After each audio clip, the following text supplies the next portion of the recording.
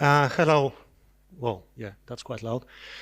First, I know I'm the last person between you and the drinks, so I'll try to keep to my schedule of 20 minutes or so. Second, I know it's been long two days for you. I'm not going to bore you. Hopefully, you're going to find it interesting. But before we go, I need to say two key points. This is my personal takeaway on Purple Team. I don't represent my employer. And second important point is, if something goes bad, I'm not responsible. So,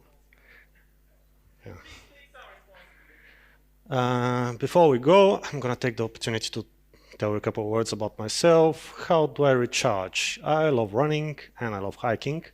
And who am I? Well, I've been in the cybersecurity industry, let's say the good size of more than 10 years.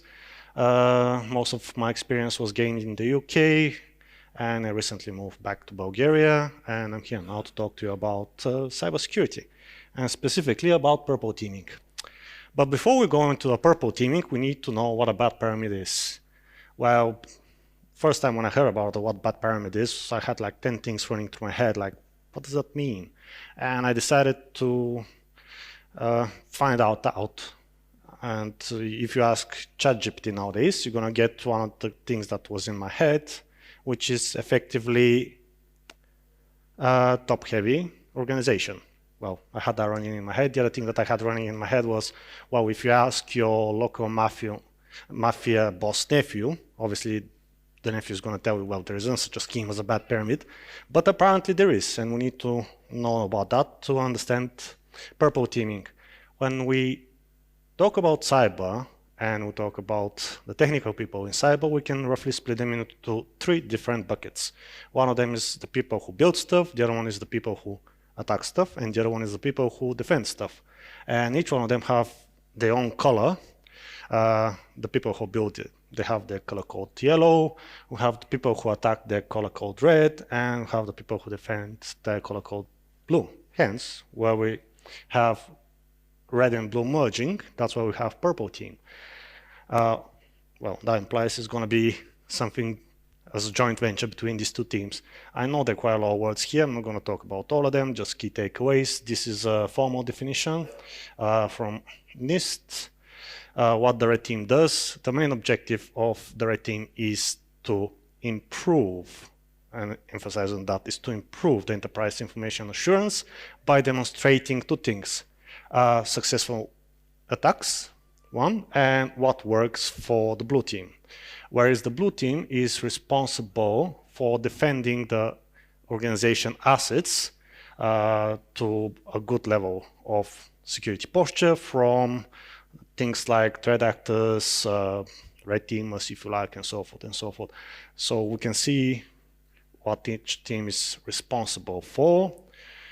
And now we go into the paperwork. Back in the day, things were not that well standardized. People were doing red teams, and they were asked to do red teams, but we didn't have frameworks to go to actually know what a red team is. And eventually, after, let's say, a slow start, Bank of England introduced something called CBEST, which is effectively intelligence-led red team. It kickstarted with two successful organizations being onboarded in 2017. So let's say 2017 was probably the first, to my knowledge, formal framework, i.e. paperwork that helps you to do a purple team. Shortly afterwards, 2018, European Central Bank, they introduced their own take of it, which is TIBER. Unlike the CBEST, the TIBER is not mandatory, is optional, which means that, well, organizations do that if they want to. And another difference there is that every country in the European Union can have their own take on TIBER, TIBER Netherlands being one of them.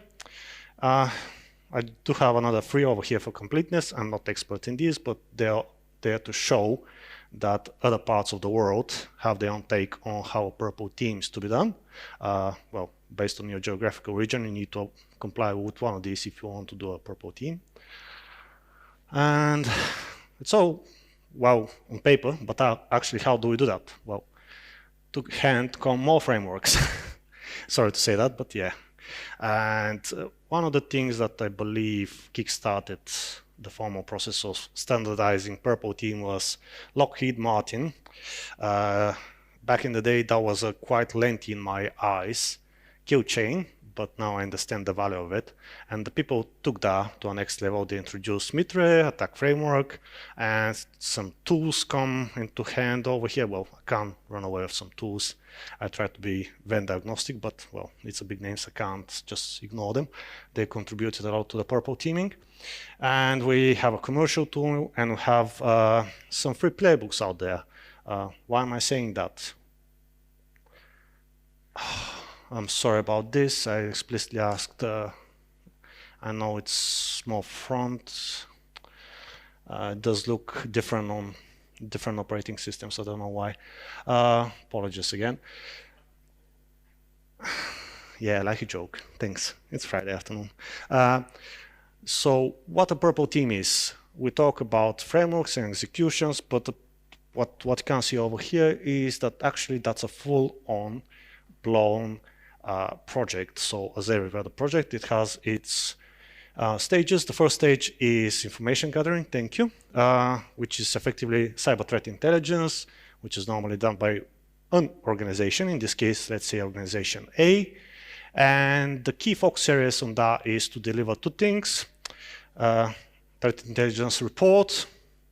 And the second thing important here is that this threat intelligence report might actually have to be able to be forwarded to another third organization.